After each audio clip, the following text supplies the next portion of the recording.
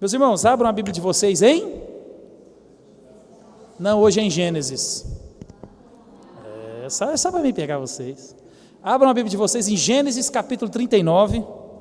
Hoje eu resolvi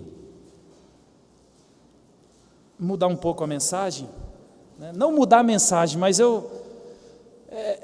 a gente pensar um pouco naquilo que a gente conversou hoje de manhã. A gente vê na prática como que isso funciona. Então, assim, na parte da tarde, nosso texto de Eclesiastes estava lá, prontinho, capítulo 8, dos versos 1 até o verso 9, mas depois do que a gente meditou de manhã, eu falei, não... E eu tinha visto alguma coisa durante a semana sobre isso, eu falei, a gente tem que fechar com chave de ouro à noite, para a gente mostrar na prática, na realidade, como que nós devemos nos portar diante dessa dinâmica que acontece na minha vida e na sua. Então, ninguém melhor do que a Bíblia para nos ensinar isso de forma prática, e também ninguém melhor do que José do Egito, né? Então, Gênesis capítulo 39, abram a Bíblia de vocês aí. Enquanto vocês abrem, eu queria agradecer os nossos visitantes, né, os amigos da Júlia ali, ó, vocês estão cumprindo a promessa, mas demoraram, né? Voltaram, a sua mãe? Seja bem-vinda você também, né? Os meninos aí já vinham com mais frequência quando a Júlia estava aqui, depois eu puxo a orelha deles, né? Mas sejam bem-vindos vocês, façam sempre assim. Lá no fundo também tem o Douglas, né? O Douglas também estava sumido. O Douglas é filho do Astrogildo, mais a Rosilda, então ele está lá. Seja bem-vindo, Douglas. O resto é tudo gente de casa, né? Então, meus irmãos, capítulo 39, livro de Gênesis, o livro dos começos. Vamos meditar nessa história que todos nós conhecemos e tem muito a nos ensinar. A Bíblia, ela é rica. Por isso que quando Paulo escreve para Timóteo, fala assim, ela é suficiente. Tudo que vocês precisam para viver de forma piedosa, justa e que agrada a Deus, está aqui. A gente não precisa de inventar. Os exemplos também estão aqui. Deus é maravilhoso, meus irmãos. A Bíblia, ela é completa. A gente não precisa de buscar nenhum ensinamento fora das Escrituras para a gente viver de maneira que agrada a Deus. Nenhum ensinamento fora das Escrituras para que nós possamos viver uma vida santa. Nenhum ensinamento fora das Escrituras para nós encontrarmos com o nosso Criador, que é Jesus Cristo e o nosso Salvador. Então, essa é a palavra que Ele deixou para nós. Então, é só ela que pode nos levar a uma eternidade com Cristo, porque a Bíblia é palavra de Deus. Tudo que está escrito aqui foi Deus quem disse, e eu e você temos que crer nisso. Então, capítulo 39, um texto que todos nós conhecemos, mas eu quero ler, meus irmãos, a história inteira, né? Eu vou ler então até o verso 23, vou ler a história inteira, José na casa de Potifar. Então fiquem atentos, né, para que nós possamos pegar essa história e vamos pensar alguns princípios, alguns ensinamentos para nós aqui, emendando naquilo que a gente falou um pouco de manhã. A palavra de Deus diz assim, ó: José foi levado ao Egito e Potifar, oficial do faraó, comandante da guarda, egípcio, comprou-o dos ismaelitas que o tinham levado para lá. O Senhor era com José, que veio a ser homem próspero e estava na casa de seu senhor egípcio.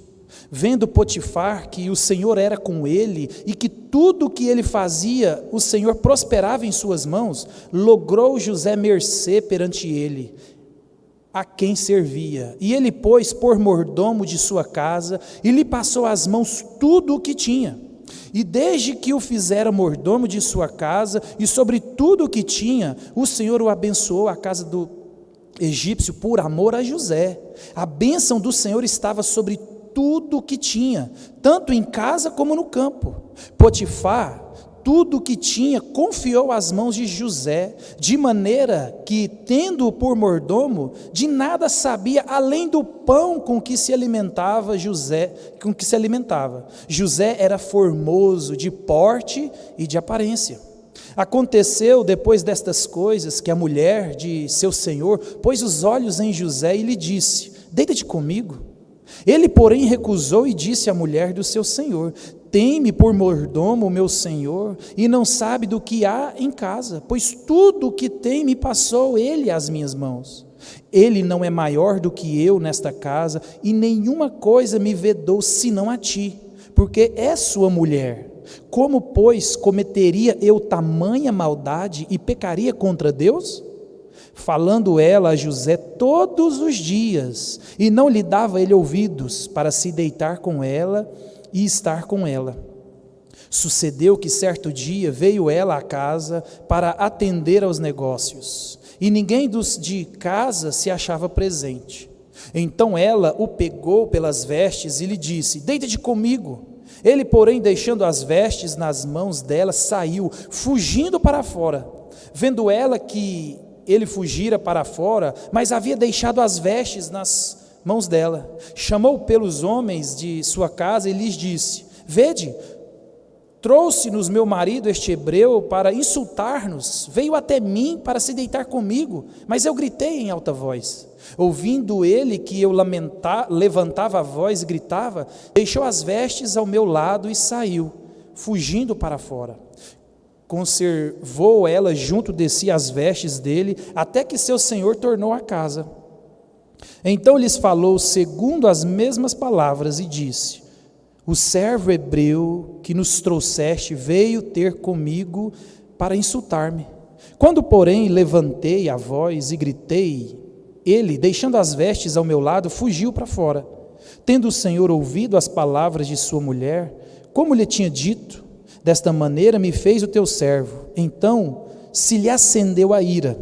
E o Senhor de José o tomou e o lançou no cárcere, no lugar onde os presos do rei estavam encarcerados. Ali ficou ele na prisão. O Senhor, porém, era com José, e lhe foi benigno, e lhe deu mercê perante o carcereiro, o qual confiou às mãos de José todos os presos que estavam no cárcere. E ele fazia tudo quanto se devia fazer ali. E nenhum cuidado tinha o carcereiro de todas as coisas que estavam nas mãos de José, porquanto o Senhor era com ele, e tudo o que ele fazia, o Senhor prosperava. Amém? Vamos orar? Pai querido, que a palavra do Senhor encontre pouso nos nossos corações, abra os nossos olhos, o nosso entendimento, para que possamos olhar para o texto, para o exemplo que o Senhor deixou para nós, e através dele o Senhor nos conforme a tua imagem, nos conforme ao teu querer, muda a nossa vida, muda a nossa postura, meu Deus, para que possamos glorificar o teu nome através da nossa vida, onde nós estivermos. Assim oramos em nome de Jesus.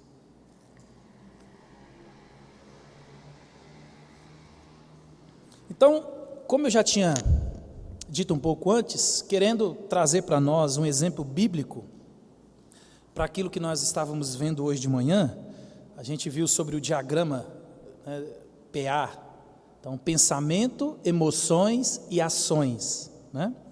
Então, esse diagrama, ele nos mostra que os estímulos que nós temos, ou coisas que acontecem no dia a dia, né, aquilo que eu também disse sobre o calor, situações que nos acometem todos os dias, eles nos levam a pensar, e esses pensamentos depois nos levam a agir.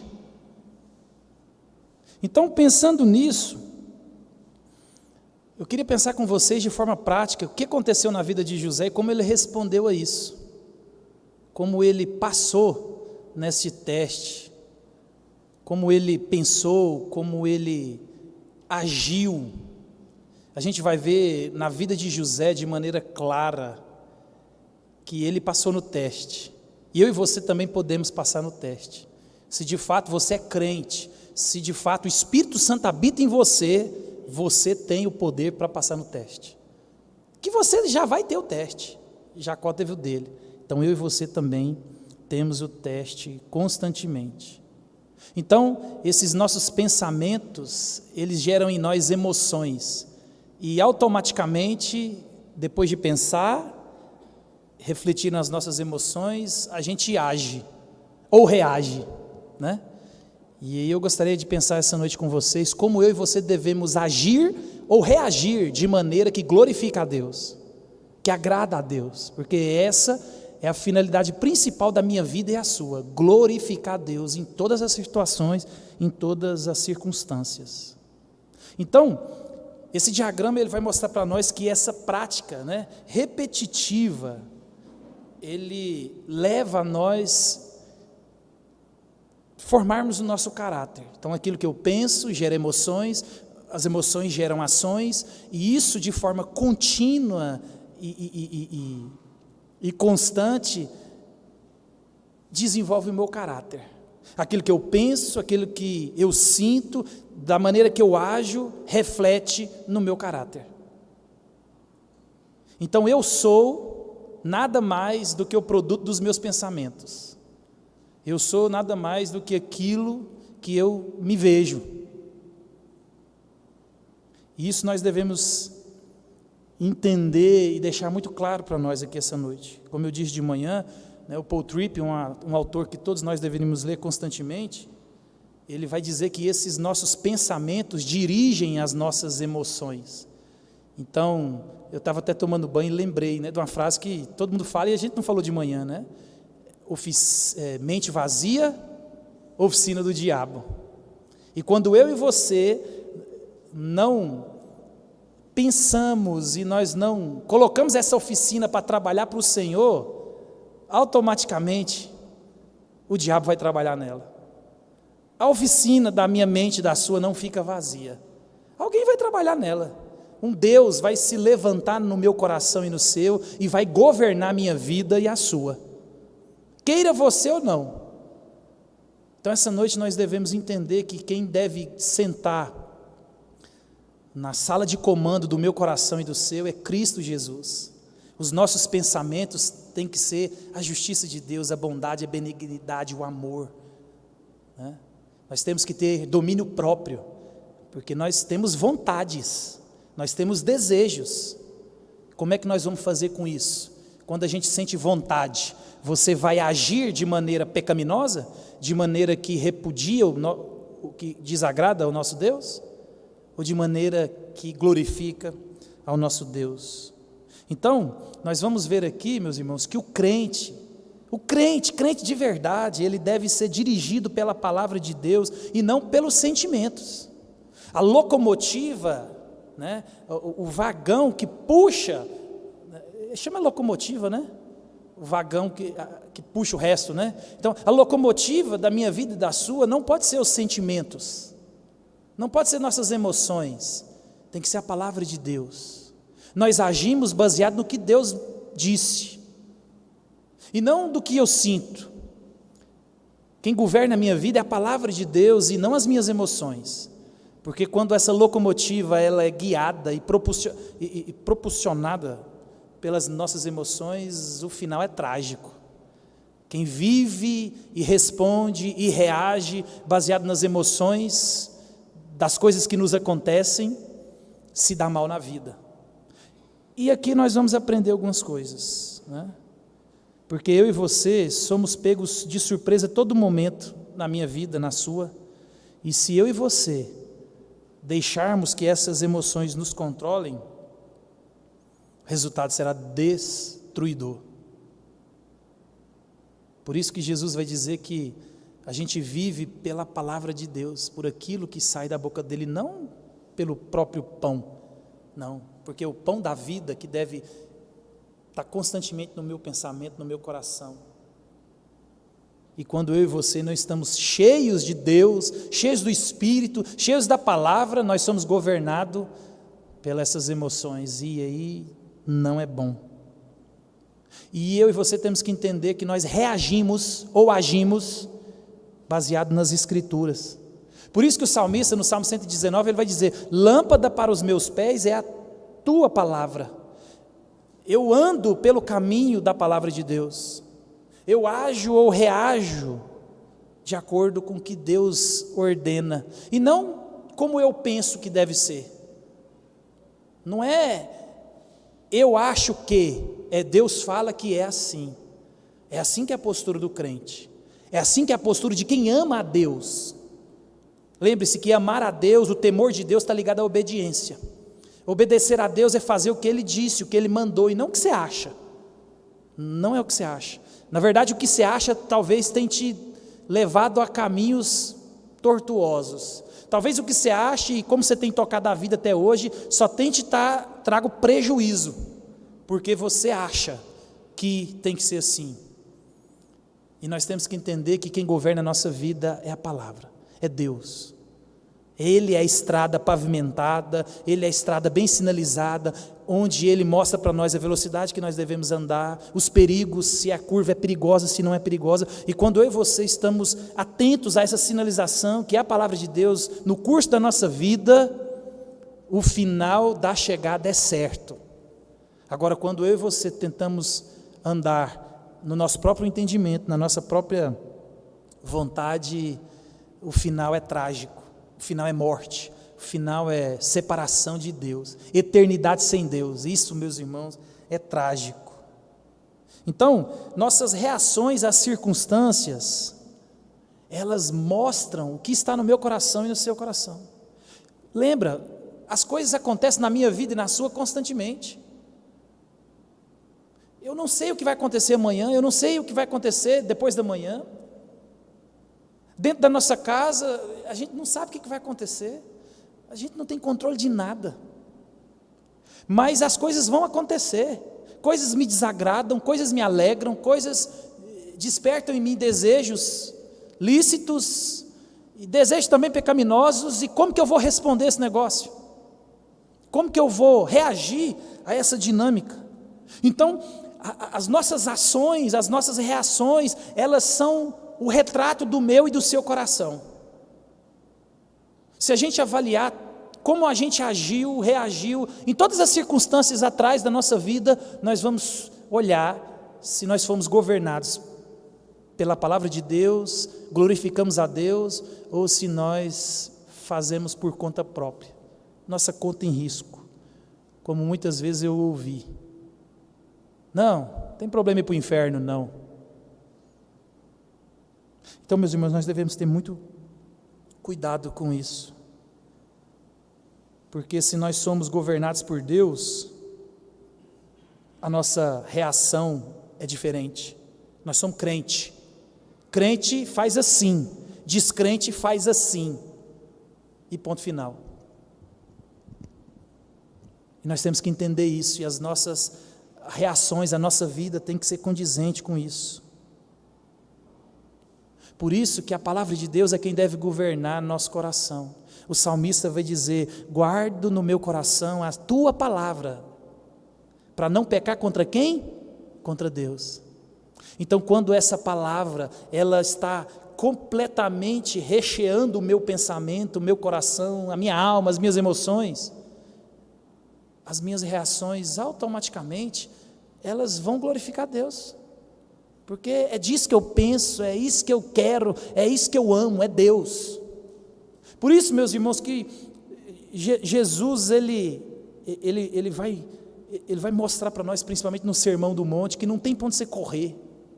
Talvez você fala: não, Senhor, mas eu nunca matei, eu não sou assassino. Mas o Senhor vai dizer assim: mas se você odiou o seu irmão, você é assassino. Deus quebrou a gente aqui, ó. Ele acabou com aquela capa hipócrita minha e sua, de achar que por causa de uma postura, farisaica, que parece que é santo, mas na prática não é, por dentro pão bolorento, por fora bela viola. Então, meus irmãos, a gente vai olhar aqui que a vida desse jovem, a qual nós acabamos de ler a história, é um exemplo de alguém que guardou o coração. É o exemplo de alguém que creu em Deus, é o exemplo de alguém que sofreu o que eu e você nunca sofremos. Eu sei que eu não conheço a vida de muita gente aqui, mas eu posso afirmar, pelo pouco que eu conheço, nenhum de vocês aqui sofreu o que esse jovem, 16, 15 anos, sofreu. Essa geração, ela não tem condição de sofrer o que esse jovem sofreu. Essa geração não. Essa geração não consegue. Então, meus irmãos, a vida desse homem aqui vai nos mostrar, nos ensinar muita coisa. Porque José, com tudo aquilo que ele passou, e olha que nós só lemos só um pedaço da história, tudo aquilo que aconteceu na vida de José, José não permitiu que as suas emoções controlassem as suas reações, e por causa disso, ele pôde glorificar a Deus com sua vida, mesmo que isso lhe custasse, como nós vimos aqui, a liberdade. Imagina, um escravo que já não tem liberdade, você acha, não pode piorar? Pode. Um escravo que foi preso. Então, meus irmãos, nós vamos olhar para a vida dele aqui e aprender algumas coisas. Porque José, aos olhos humanos, ele tinha todo o direito de se rebelar contra tudo e contra todos. Talvez se José estivesse do seu lado, tomando um café ou um tereré na praça e contasse essa história para você que aconteceu na vida dele, e você fala, rapaz, se é eu tinha matado os meus irmãos. Se é eu tinha enfiado a mão na cara. Não, e quando eles aparecerem então depois, é que eu tinha pisado na garganta mesmo, para eles aprenderem.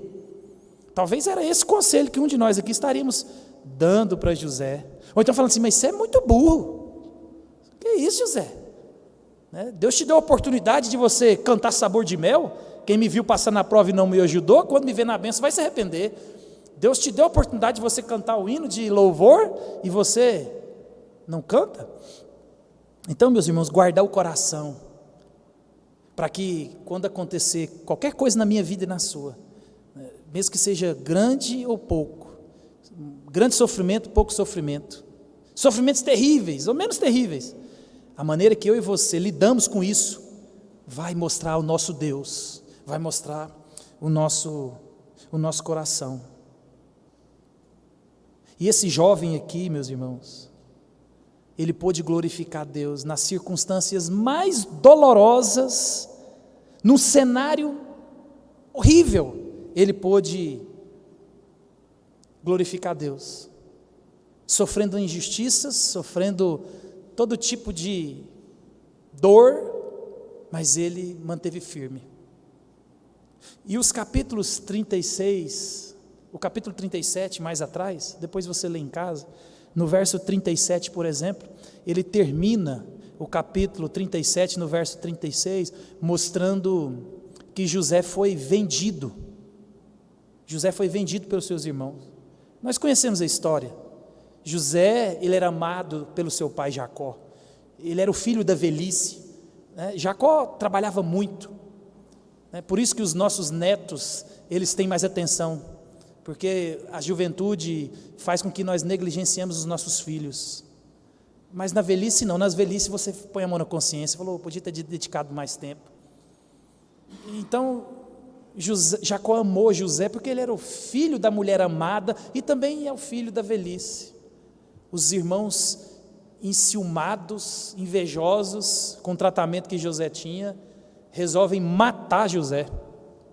Mas não matam. Pela misericórdia de Deus, eles o vendem como escravos, mas matam José no coração e na mente da família, Então, o capítulo 37, ele mostra que José havia sido vendido pelos seus irmãos, e agora o capítulo 39, ele vai mostrar para nós que José foi comprado. Então, olhe como as circunstâncias da vida desse jovem mudaram drasticamente, de preferido a vendido como escravo, e agora comprado como escravo.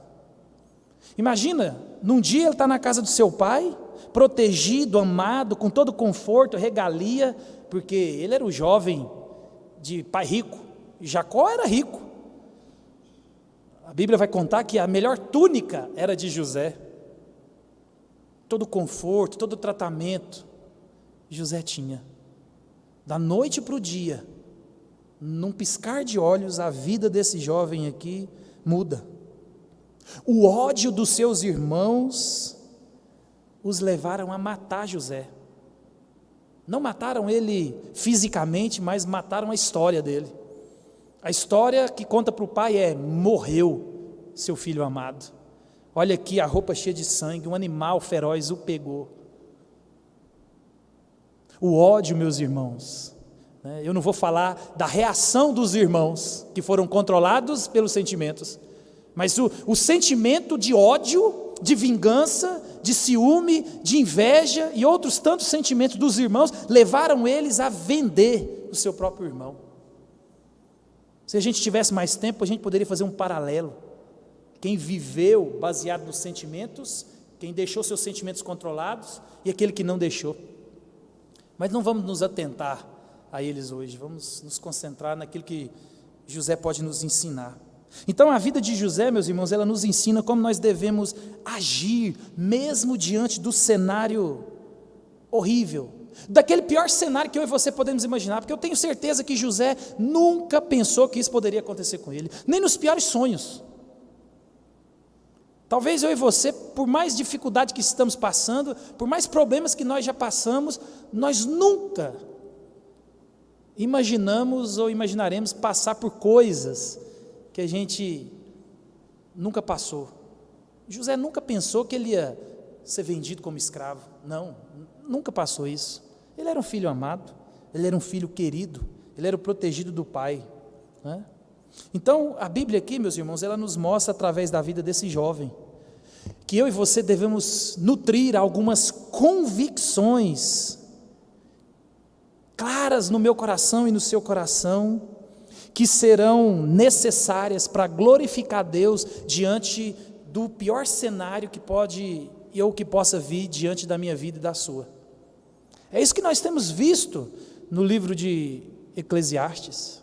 Salomão, ele está mostrando para nós como que é a sabedoria de Deus para nós vivermos debaixo do sol. Coisas acontecem, nós não temos o controle, né? Ele falou para nós alguns capítulos atrás, Salomão, o que vai acontecer depois? Quem que tem o controle?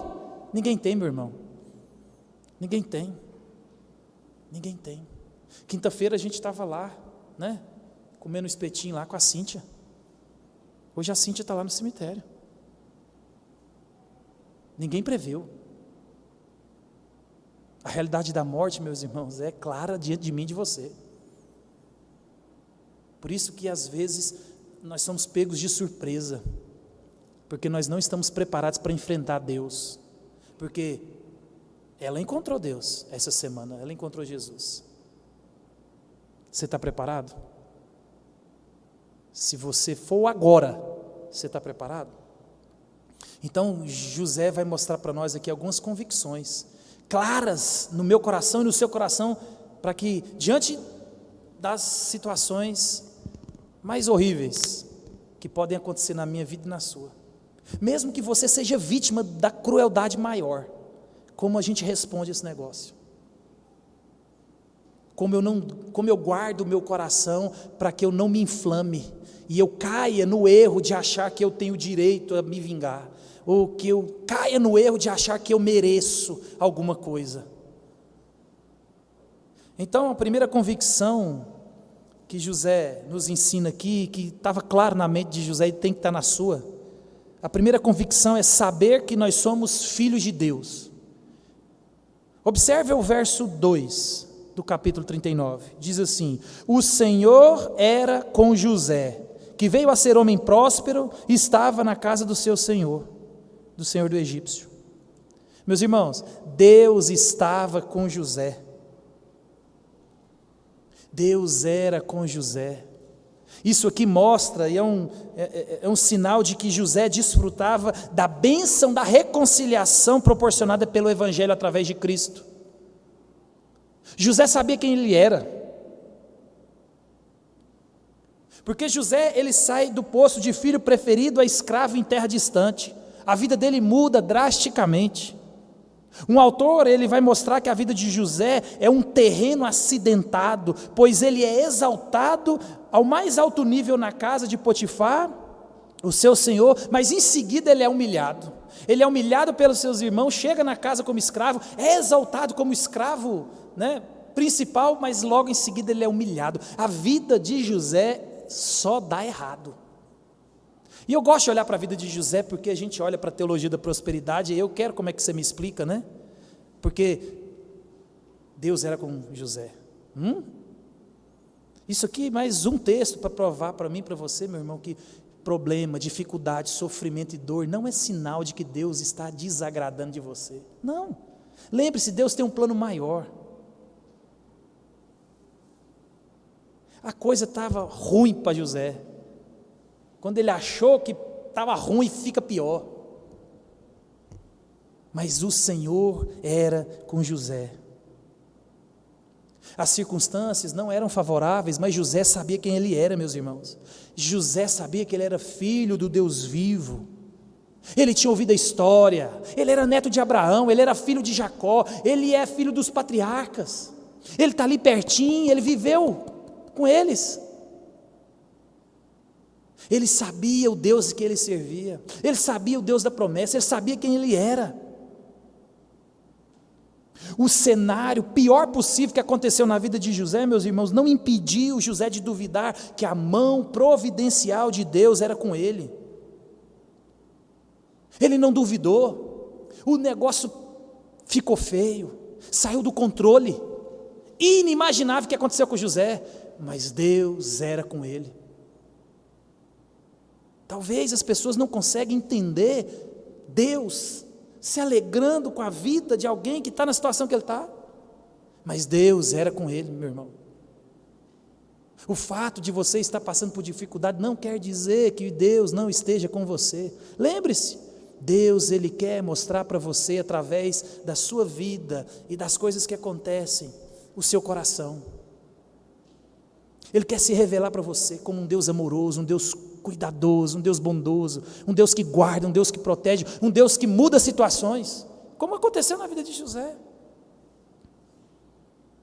Mesmo ele sendo escravo, vendido, meus irmãos, ele pôde glorificar a Deus, porque tudo que Deus colocou nas mãos dele, mesmo no pior cenário, ele, estou escravo, sou filho de Deus, eu sei quem eu sou, as circunstâncias não vão me dizer quem eu sou, eu vou continuar glorificando a Deus. Então eu estou escravo, vou ser o melhor escravo daqui.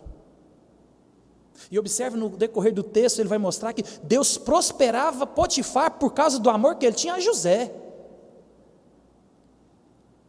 O camarada está ficando rico, e o escravo está sofrendo, ele é escravo. Ele está prosperando o ímpio, mas ele sabia quem ele era. Deus era com ele, meu irmão. Então, você tem que entender isso. Por isso que Gálatas 5:24 vai dizer assim, ó, e os que são de Cristo Jesus crucificaram a carne com as suas paixões e concupiscências. Ou seja, os seus desejos não controlam a vida. Você foi crucificado com Cristo, a sua vida agora é agradar a Cristo. A situação pode estar feia, terrível, mas você responde como? Glorificando a Deus. Aonde Deus tem te colocado, com o que Deus tem te dado. É possível, porque a sua situação não é pior do que a de José. Não, não é. E Ele mostra para nós isso. E somente quando, meus irmãos, nós sabemos quem somos em Cristo, nós poderemos responder de maneira que agrada a Deus. Por isso que você tem que começar a orar para Deus te trazer crise. Quando você peca, quando você não vem para a igreja por qualquer motivo, quando você não ora, quando você não lê a Bíblia, quando você fala o que não deve, pensa o que não deve, você deve entrar em crise, porque você tem ofendido a Deus. Se você permanece na desobediência, se você leva uma vida de qualquer jeito, e isso não tem te trago uma crise, uma vergonha, tristeza segundo Deus, que produz arrependimento, como Paulo vai dizer para nós no capítulo 7 de 1 Coríntios, algo está errado com o seu cristianismo. Talvez o Espírito que habita em você não é o de Deus.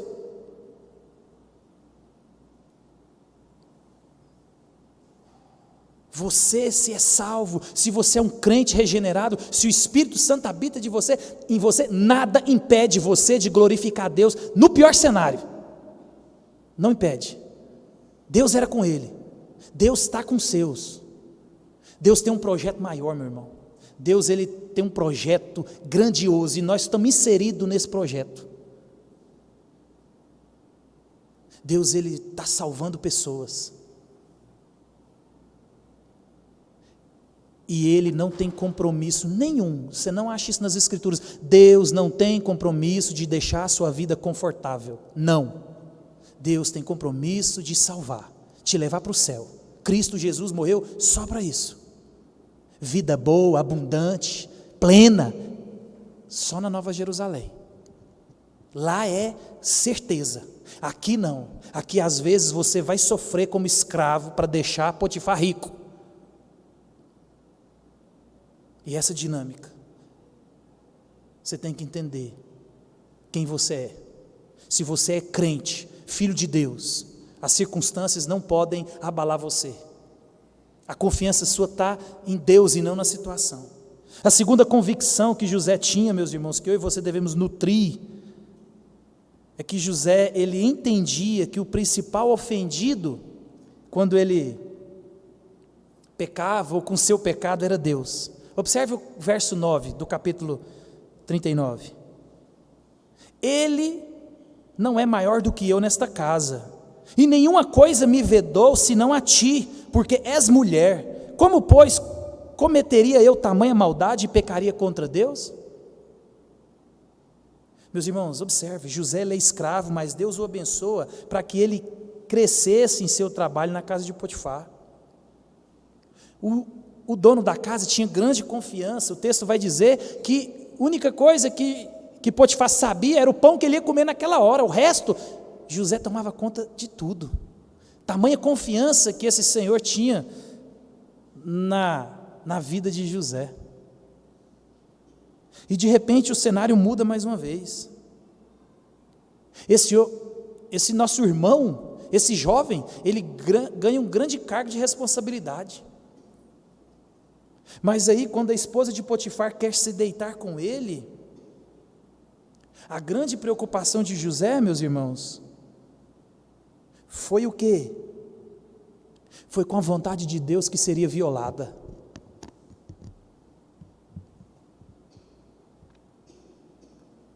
É essa convicção que eu e você devemos ter em tudo que eu e você dissermos, fazermos e vivermos. Ele não estava preocupado no efeito, ele estava preocupado que Deus estabeleceu algumas coisas. Eu não posso me deitar com quem não seja minha esposa, principalmente se ela for casada, jamais. Deus disse isso e ponto final. Eu não posso ofender a Deus. Deus, ele colocou em nós o desejo sexual, e ele é bom. Tanto é que o desejo sexual é um negócio interessante. Abre parênteses, né? Porque tem época da vida que se você faz, Deus fica extremamente irado e triste. E tem época que quando você não faz, Deus também fica extremamente irado e triste. Porque quando você é solteiro, Deus fica extremamente irado quando você faz. E quando você é casado, Deus fica extremamente irado quando você não faz. Alguém que está preocupado com a vontade de Deus. Alguém que prioriza o reino, o Cristo, o Deus que salvou. Essa é a sua preocupação, meu irmão? Quando você levanta de manhã, quando você vai reagir a qualquer situação da vida, você está preocupado em ofender a Deus? Você está preocupado com isso? Davi entendeu isso. Davi, ele vai dizer no Salmo 51 assim, ó: pequei contra ti somente, e fiz o que é mal perante os teus olhos, de maneira que serás tido por justo no teu falar e puro no teu julgar. O temor a Deus foi o que refreou José de pecar. Alguém que conhecia a Deus, alguém que amava a Deus. Talvez, mais uma vez, o meu conselho seu para José ia falar: José, você deu mole, José, a mulher do chefe, José, imagina, se você deita com a mulher do chefe, você já tinha tudo de bom, imagina, agora que está tudo tranquilo, você já mandava em tudo, agora você manda mesmo, você tem tanto os donos da casa, quanto a mulher do dono da casa, José, você não tem nada a perder não, José, você é escravo. E é interessante que a gente leu aqui, e o texto bíblico, ele traz um detalhe para nós. A Bíblia vai dizer que José era bonito de porte e de aparência. José era gato. José é quase igual eu. Era só para vocês acordar. Meus irmãos, a Bíblia traz esse detalhe. José era bonito de porte. José era granfino. José era top de linha. José era trabalhador top de linha. Tudo que ele punha a mão dava certo. Camarada chegava, ele resolvia o problema. Estava bagunçado, ele arrumava. E agora é bonito e crente. Oh Deus, me dá um José para minhas filhas. Né? Então, meu irmão, a preocupação de José era com Deus. Não vou fazer isso. Eu faria esse mal contra o meu Deus? Observa, ele é escravo. Os irmãos dele fizeram atrocidade com ele foi chutado de casa. A vida de José perdeu sentido para muitas pessoas, mas ele sabia quem ele era. Ele era filho do Deus Altíssimo. Ele sabia que tudo o que ele faz na vida dele deve glorificar a Deus e não ofender a Deus. Então, meus irmãos, essa convicção que eu e você devemos ter é que quando eu e você pecamos, nós ofendemos a Deus. A Deus! Por isso que você tem que entrar em crise quando você peca deliberadamente. A vida que você tem tido, os pensamentos que você tem tido, se isso não te coloca em crise, tem algo errado com o seu cristianismo. Se você está satisfeito com a sua vida tranquila, de ler a Bíblia de vez em quando, de vir na igreja de vez em quando, de fazer de vez em quando, algo está errado na sua vida. Talvez você só se emocionou, se encantou com a igreja, com Deus, mas você não adorou, não amou, não se apropriou. A terceira convicção que José nos mostra aqui, nos ensina que nós devemos ter, é que nós devemos resistir à tentação. Meus irmãos, as coisas na minha vida e na sua vão acontecer todos os dias. Alguém vai vir brigar com a gente, alguém vai falar o que não deve, alguém vai cometer injustiças comigo e com você. Olha aqui que o verso 10 vai dizer: falando ela a José, quantas vezes? Todos os dias. Falando ela com José, quantas vezes? Todos os dias. E não lhe dando ele ouvidos, para se deitar com ela e estar com ela. Meus irmãos, as circunstâncias nem sempre são favoráveis para o crente. Somos tentados todos os dias para que nós respondamos de maneira pecaminosa. Por isso que aquela ideia de, eu não dou conta, aquela ideia, a minha fraqueza, não é assim. Todo dia aquela mulher bonita, em cima de José, todo dia,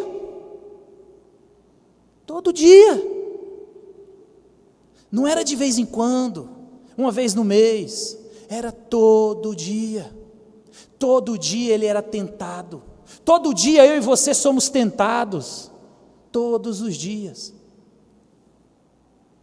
Como que nós respondemos a isso, meus irmãos? Todo dia. José estava longe, ele não tinha o amor dos pais, ele estava carente, não tinha alguém para abraçar, para falar assim: vem cá meu filho, estou contigo, você tem a mim. Não, ele estava sozinho, ele era escravo.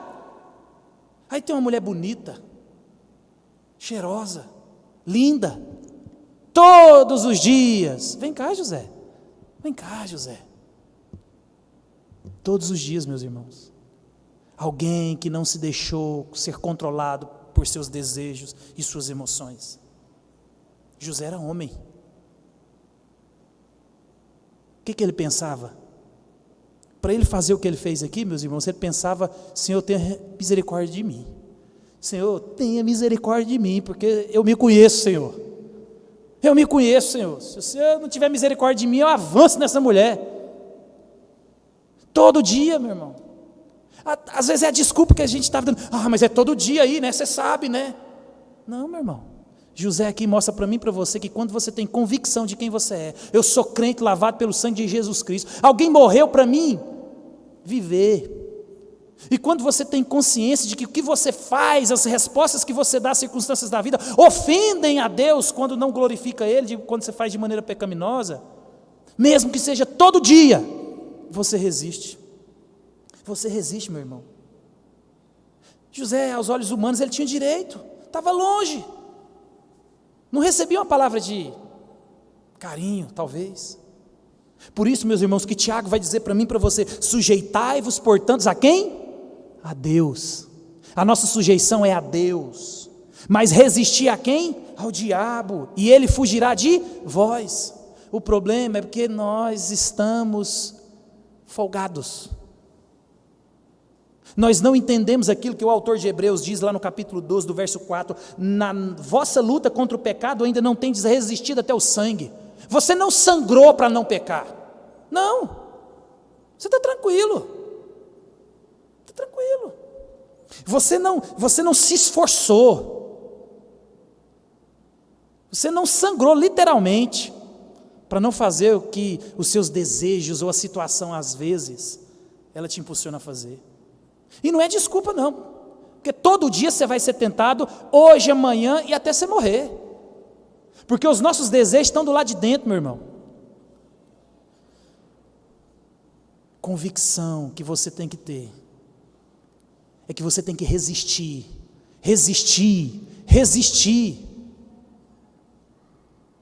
Não seja controlado pelas emoções. O pior cenário não é justificativa para você pecar. Não! Porque Deus diz, resista e Ele fugirá de vós. É assim que Deus disse. Quando você se sujeita a Deus, você tem força para resistir ao diabo. Tudo começa aonde? No pensamento. Se a sua mente está cheia de Cristo, cheia da Bíblia, cheia da palavra, quando isso vai acontecer, não é que vai ficar fácil, vai ficar mais fácil, que é diferente de ser fácil, porque você tem o poder do Espírito, você não é mais escravo do pecado, você foi liberto da culpa do pecado, do escravo do pecado em Cristo. A tentação para pecar e responder de maneira pecaminosa, meus irmãos, é diária, no trabalho, no casamento, nos relacionamentos, na igreja. Todo dia eu e você somos tentados. Nós temos os nossos pecados, os nossos desejos. Como que eu e você respondemos a isso? O crente, ele sabe quem é ele. Eu sou filho de Deus, Cristo morreu por mim, eu não posso ofender a Cristo de maneira nenhuma. O crente, ele entende que ele ofende a Deus quando ele peca.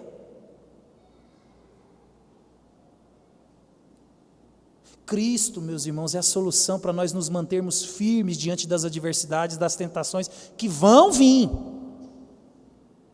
E ore, para que as suas adversidades, as suas tentações e os seus problemas, as suas dores e os seus sofrimentos não sejam do tamanho ou maior do que a de José.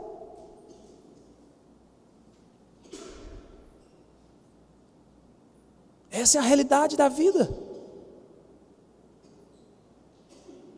Como que eu e você vamos responder a essa dinâmica da vida vivida, que é a realidade?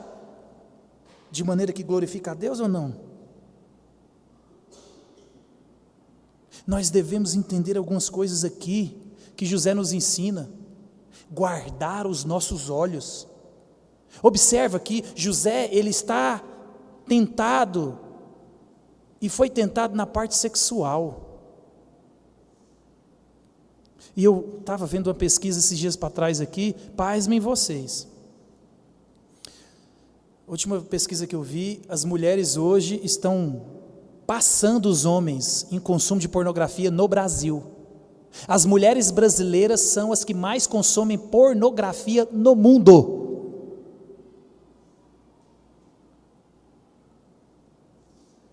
Nós estamos falando aqui de imoralidade sexual nesse aspecto aqui. De um homem bonito, de um homem forte, homem saudável, que tinha desejos como eu e você tem. E ele passou no teste, não é porque ele é mais forte que eu e você, é porque ele sabia quem ele era. Ele sabia que tudo que ele fizesse refletia na glória de Deus. Eu não posso fazer isso de maneira nenhuma. Eu vivo é para a glória de Deus. Que a vossa luz brilhe e evidencie Cristo, e não ao contrário. Não tem como vir o escândalo, não tem como não vir escândalo, mas ai daquele por onde vem o escândalo.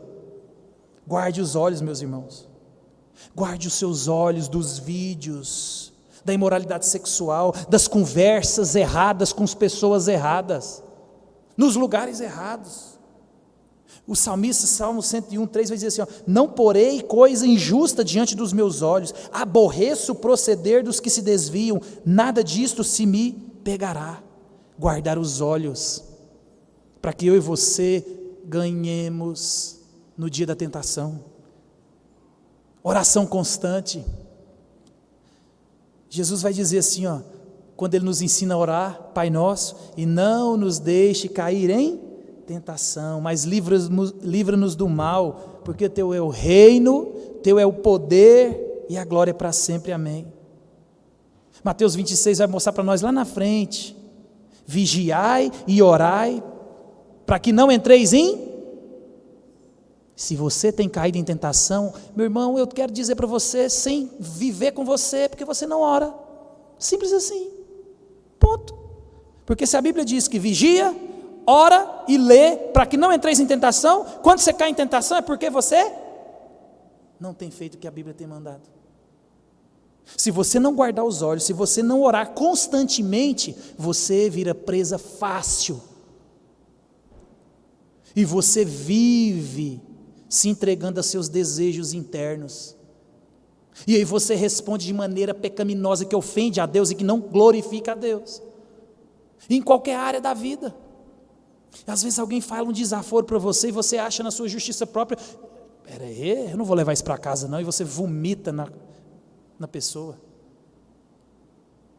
A gente pode responder de forma pecaminosa em qualquer área da vida. Leia a Bíblia, meu irmão. Salmo 119:9 vai dizer assim, ó, de que maneira poderá o jovem, olha só, para os jovens principalmente, né? De que maneira poderá guardar o jovem por o seu caminho? Como? Guardando segundo a sua palavra, ou observando a palavra de Deus. Como que o jovem se guarda puro da imoralidade sexual, por exemplo? Observando a palavra de Deus que diz, não pode, não faça, não mexa com isso que você não dá conta de resolver o revés depois. A palavra de Deus, meus irmãos. O Salmo 19 vai mostrar que a lei do Senhor ela é perfeita, a lei do Senhor restaura a alma. Por que a gente está angustiado? Porque às vezes a gente não está em contato com a palavra de Deus, nós estamos pensando em que a gente vai comer nas férias, a gente está pensando em como é que a gente vai pagar a conta, nós estamos pensando no trabalho, nós estamos pensando em tanta coisa, menos em Deus, menos na palavra. Você está cheio de quê? De outras coisas. E a quarta e última convicção que eu e você devemos ter, é que do mesmo jeito que José foi, eu e você devemos ser radical na luta contra o pecado. Olha o verso 12. Então ela o pegou pelas vestes e lhe disse, deita-te comigo. Ele, porém, deixando as vestes nas mãos dela, saiu fugindo para fora. Meus irmãos, dica importantíssima de como você vence o pecado. Correndo. Simples. Correndo. Não fica naquele lugar, não fica com aquela pessoa, não fica naquela situação. Não, você não consegue. José, ele não ficou ali. Vou pelo menos dar um cheirinho no cangote dela. Vai, né? Eu me conheço, eu dou conta de controlar. Não, meu irmão, não. José não ficou flertando com seus desejos. José não ficou colocando, não, eu vou até aqui. Não, eu sei a hora de parar. Não, meu irmão. Na luta contra o pecado tem que ser radical. Por isso que Jesus falou, corta o braço, corta o olho, arranca. Se tiver que cortar a internet de sua casa, quebrar o celular, que quebre. Quem quiser falar com você, fala por carta, o correio ainda funciona. Vai na sua casa, hoje em dia todo mundo tem carro e bicicleta. Você não é a pessoa mais importante do mundo, que todo mundo tem que parar o mundo para falar com você, não. Celular na minha vida e na sua nunca foi imprescindível, muito pelo contrário, ele tem trazido mais mal na minha vida e na sua do que benefício. Porque se tem uma coisa que nós não temos feito no celular hoje, é ligando. Talvez 1% do que a gente faz no telefone hoje é ligação. O resto é só porcaria. Não flerte com o pecado, meus irmãos. Na luta contra o pecado é radical.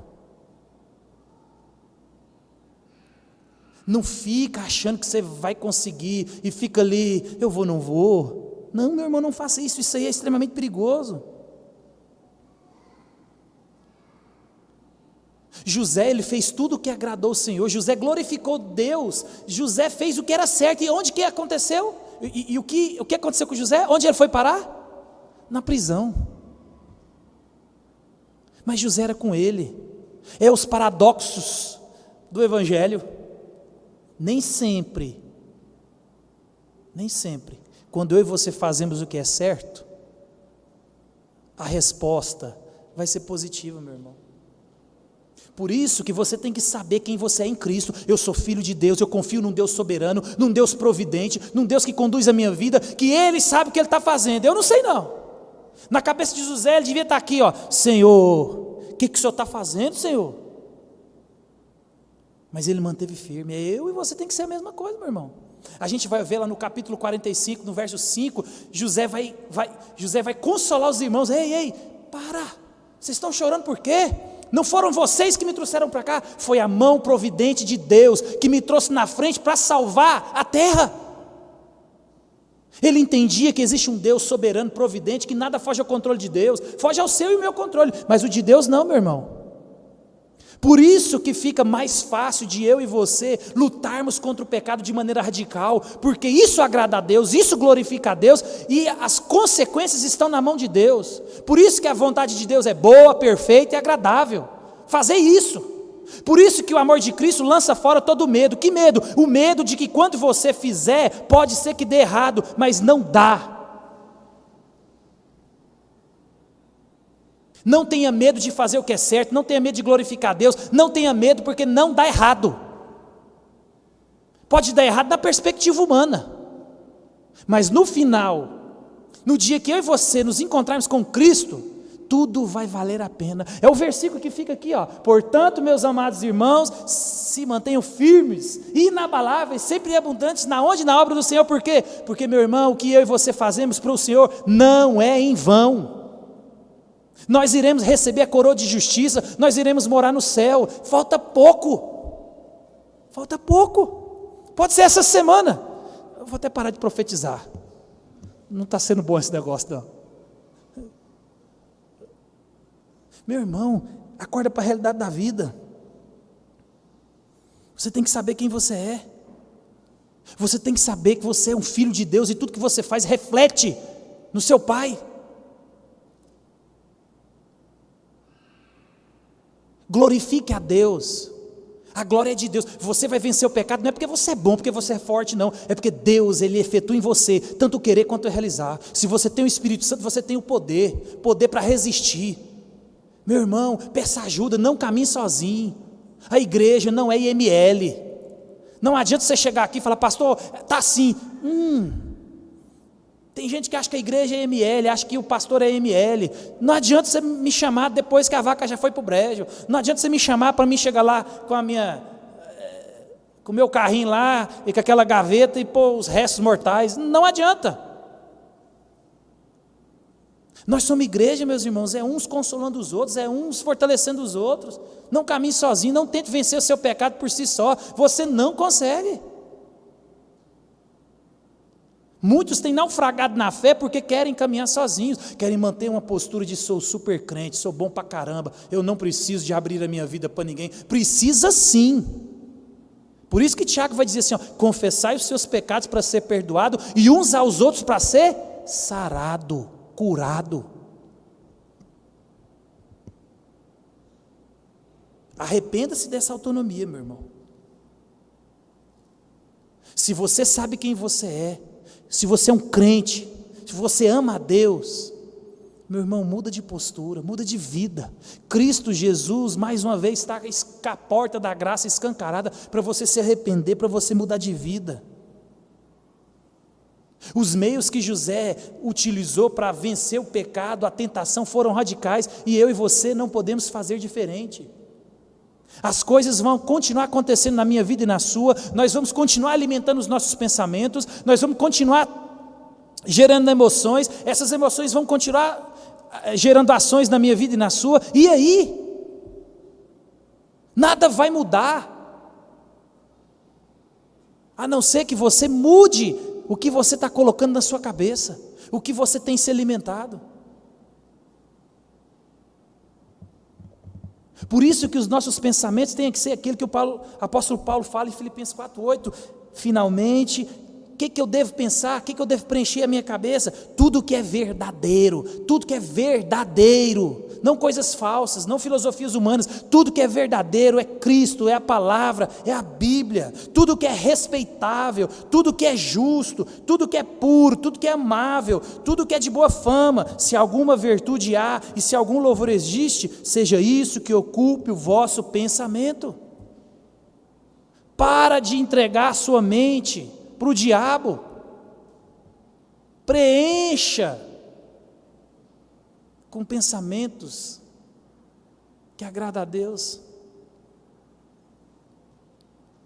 2 Coríntios 5,17 vai dizer assim, ó, se alguém está em Cristo, é o quê? Nova criatura. Meu irmão, anota esse versículo na sua Bíblia, e leia isso até o Espírito falar com você. Se alguém está em Cristo, é nova criatura. Se alguém está em Cristo, é nova criatura. Nova criatura, olha para a sua vida. Se você ainda não é nova criatura, é porque às vezes você é antiga criatura. Você ainda precisa de conversão. Se você está em Cristo, a sua vida a partir de hoje tem que mudar.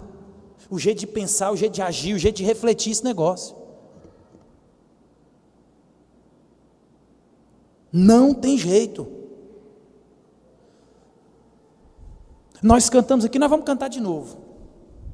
Ainda que a figueira não floresça, ainda que minha vida seja pior do que a de José. Pega a vida de José, soma com a vida de Jó, multiplica por 10 e me dá, Senhor. Você vai continuar cantando? Eu ainda me alegrarei no Senhor?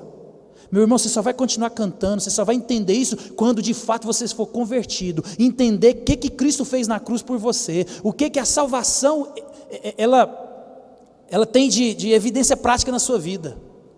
Você só vai conseguir responder e cantar de maneira sincera, quando de fato você crê na soberania e na providência de um Deus que pode todas as coisas,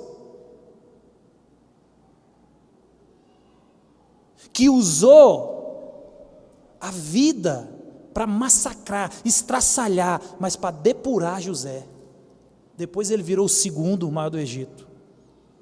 Talvez isso não vai acontecer na sua, talvez o meu final e o seu não vai ser igual de José. Mas a preocupação de Deus não é fazer de você um homem igual o José na perspectiva do lado de fora, rico, bem-sucedido, mas fazer você na perspectiva de José para o lado de dentro, alguém que é crente de verdade, que ama Jesus, que vive para Jesus e que zela pelo caráter de Cristo, pela glória de Cristo. Que eu e você entendamos isso, meus irmãos. Que a nossa vida seja para a glória de Deus. O salvo que creu em Jesus, ele já tem todas as coisas. Pedro vai dizer para nós, tudo que eu e você precisamos para viver de forma piedosa, nós temos em Cristo, tudo. Que Deus esteja nos abençoando, meus irmãos. Vamos ficar de pé? Vamos cantar a figueira, vamos cantar com vontade. Enquanto a gente canta, meus irmãos, faça dessa canção de fato a sua vida. Ore essa canção, avalie a sua vida, como você tem respondido às coisas que têm acontecido na sua vida, como que você tem respondido às coisas que têm acontecido no seu relacionamento, nas suas finanças, nos relacionamentos familiares, nos relacionamentos na igreja, nos relacionamentos do trabalho, como você tem vivido a vida, como você tem respondido, da maneira que glorifica a Deus ou da maneira que glorifica o diabo.